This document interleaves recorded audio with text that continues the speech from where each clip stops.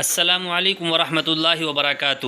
نماز میں پڑھی جانے والی چھوٹی چھوٹی صورتیں حروف کی ادائیگی کے ساتھ ہر نمازی کو یاد ہونی بہت ضروری ہے۔ الحمدللہ میں آپ کو تقریباً 9 صورتیں یاد کرا چکا ہوں۔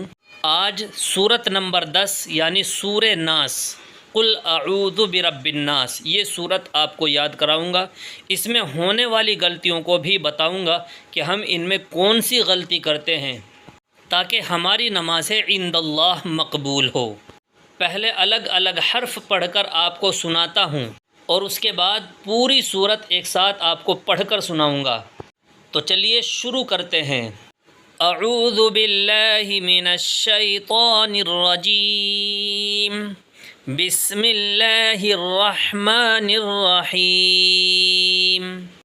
قل اعوذ، قل اس میں بڑا قاف ہے، اعوذ پہلے آ اور پھر عو، دونوں کی آواز الگ الگ آنی چاہیے۔ پہلے حمزہ ہے، اس کے بعد عین ہے۔ قل اعوذ، الگ الگ حرف کی صاف صاف آواز آنی بہت ضروری ہے۔ قل اعوذ برب الناس، مالکن، اس میں ہم غلطی یہ کرتے ہیں مالکن پڑھ دیتے ہیں، مالکن نہیں پڑھنا ہے، میم کو جلدی پڑھنا ہے۔ ملکن ناس، الہن، لا کو کھینچ کر پڑھیے، الہن ناس، من شر بڑا شین نکالیے، من شر الوسواس الخناس الذی یوسوس فی کو کھینچیے، فی صدور الناس من الجنۃ والناس۔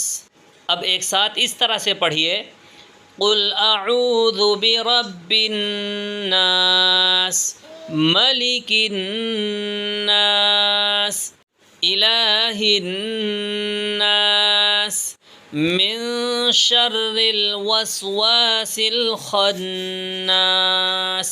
الذي يوسوس في صدور الناس من الجنة والناس۔